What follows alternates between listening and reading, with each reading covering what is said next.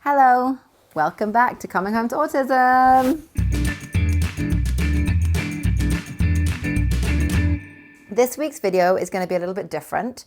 We are going to be showing you some clips from the event from last week. We are particularly going to be talking about speech therapy and how you can help your child communicate, because I know a lot of you still have nonverbal children or children who are still on that learning process. We thought the best video to show you today was our speech therapist, and her name is Johnstone. This is me. I'm Frances. My communication 5 top tips in a whistle-stop tour. Using silence as a tool in your interaction with your child. Children with autism often get very good at responding to prompts and being very prompt dependent and responding to questions. Think about opportunities where you can just use silence and you can wait. When we wait and we watch, we learn so much about our child. We learn about what they're interested in. We learn about their focus of attention. We learn about their communication skills. By interjecting, we miss some of that.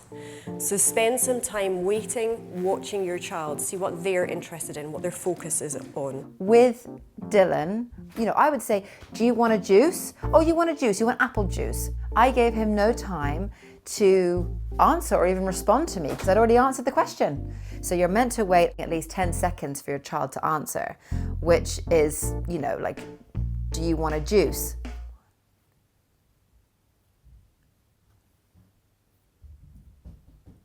Wow, that was a really long, uncomfortable silence.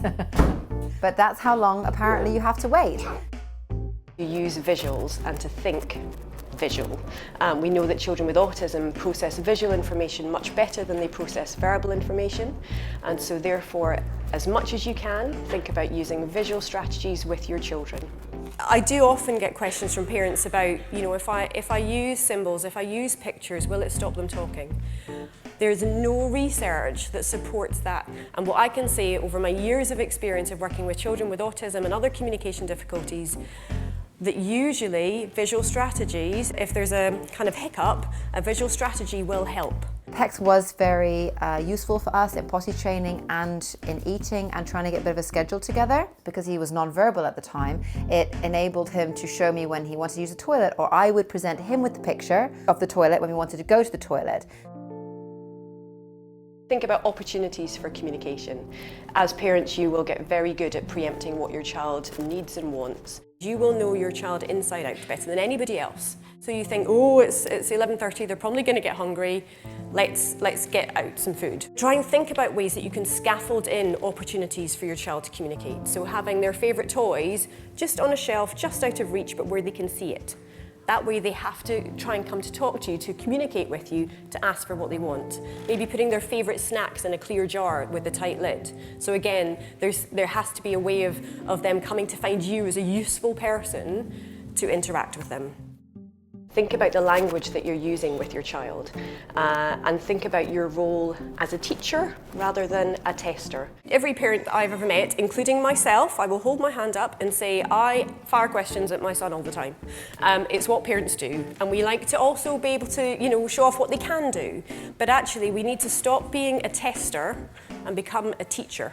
Give your child examples like, oh look, there's a tree with a bird in it, instead of saying, what do you see outside? Oh look, there's a red car, it's not moving, or there's a blue car, it's moving really fast. And so by shifting our language round into commenting, we're teaching them language. And what you're doing is you're providing different language models and you are teaching them language structures. Try and have fun with your child. The most important thing about communication is that it is fun and that it is rewarding. And that can be one of the biggest challenges with children with autism, that perhaps they don't necessarily find social interaction that rewarding. You need to become as fun for your child as the thing that they like the best. Because really we want you to be the thing they like the best. And so thinking about, a lot of our children love sensory toys. So get out their sensory toys and then over-exaggerate your communication, your facial expression, your gestures, make yourself as much fun as the toy.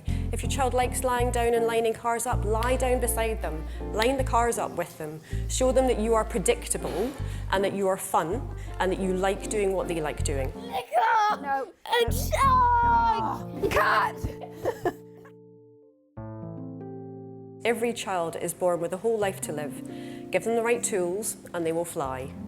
So I hope that today we've been able to suggest some tools for you to have in your toolbox and to support your child. We hope you found this episode interesting, and yeah, look forward to seeing you all next Sunday. Bye! No, my name is DJ FHM. Dylan's also a YouTuber. No! I think it's time for a glass of wine, personally. She can't differentiate. Oh God, here comes another word I can't say. Differentiate. Like different? Different. Shiate. Differentiate. Ah! Why can't I say that word?